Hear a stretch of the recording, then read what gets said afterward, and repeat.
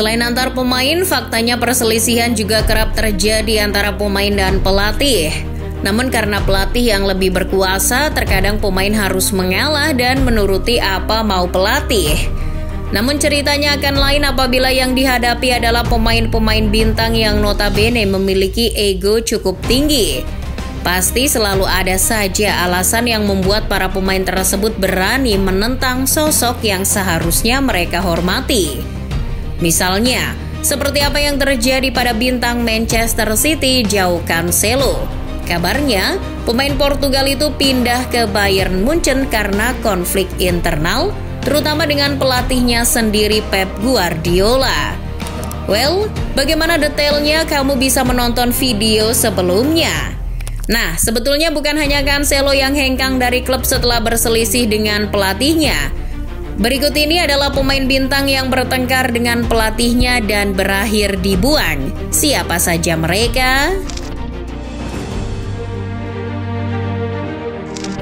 Selain dikenal sebagai pelatih paling sukses di dunia, Sir Alex Ferguson juga dikenal dengan ketegasan dan doyan marah-marah.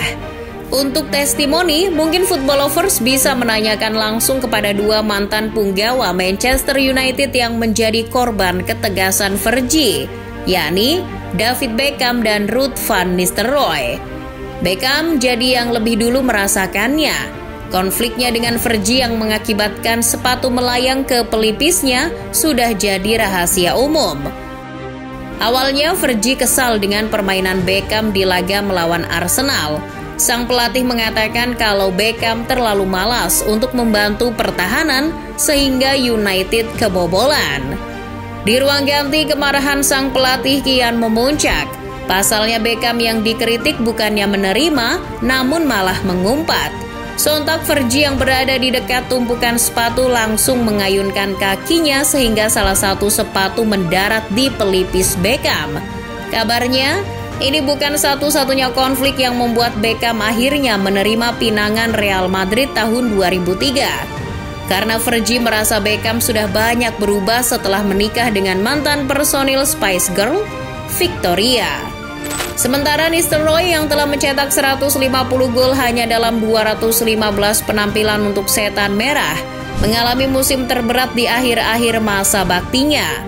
Musim 2005-2006 menjadi salah satu yang terburuk karena pemain asal Belanda itu berselisih dengan rekan satu tim dan Ferguson. Kabarnya, Nistelrooy berselisih dengan Cristiano Ronaldo. Menurutnya Ronaldo terlalu egois di lapangan.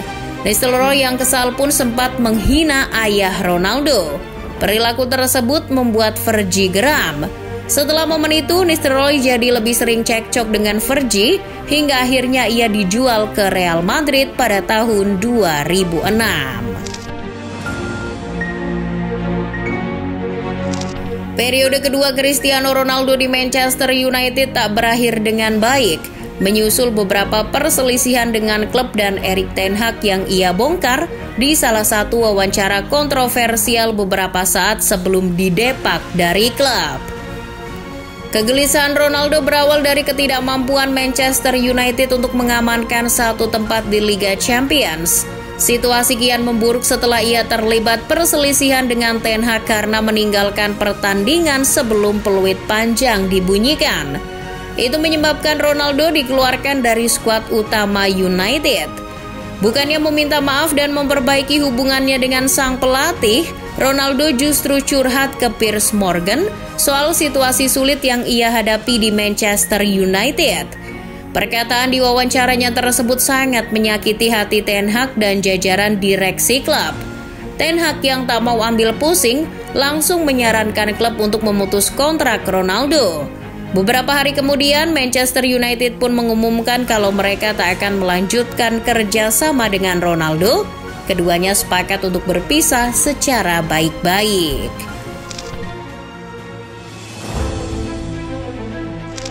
Nama besar Robbie Fowler di Liverpool sudah tak diragukan lagi.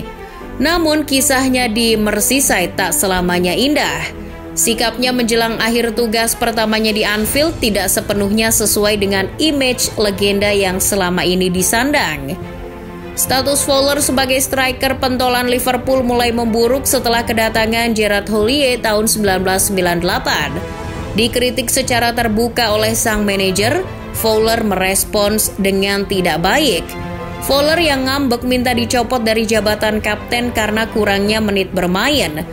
Houllier lebih menggemari nama-nama Emile Heskey dan Michael Owen untuk mengisi lini depan Liverpool ketimbang Fowler. Sang pemain pun akhirnya hengkang ke Leeds United tahun 2001. Dalam autobiografinya, Fowler bahkan menyalahkan Houllier atas kepergiannya dari Anfield. Mudah bagi saya untuk menyalahkan Houllier atas apa yang terjadi. Ia melakukan hal curangnya untuk memaksa saya keluar.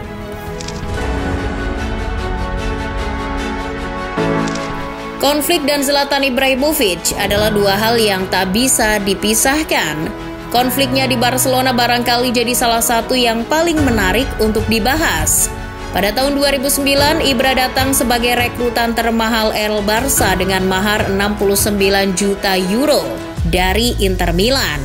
Namun, transfer ini tampaknya tak berjalan baik bagi Zlatan. Performanya tetap oke, dia konsisten mencetak gol di setiap pertandingan. Namun hubungannya dengan pelatihnya saat itu yakni Pep Guardiola terkenal kurang harmonis. Zlatan kurang senang dengan beberapa keputusan sang pelatih yang terkesan memojokkan dirinya. Keinginan sang bocah ajaib Lionel Messi untuk peran yang lebih sentral di lini depan Barcelona membuat menit Zlatan jauh berkurang. Nah, disinilah masalahnya. Penyerang asal Swedia itu tak senang dengan cara manajemen Guardiola. Ibra bahkan menyebut pelatih asal Spanyol itu pengecut karena menuruti kemauan pemain 22 tahun. Perseteruan itu menyebabkan Zlatan dipindahkan ke AC Milan setelah hanya 1 musim di Spanyol. Karena sukses, ia dipermanenkan oleh AC Milan. Kabarnya hubungan Zlatan dengan Guardiola tetap tak baik hingga sekarang.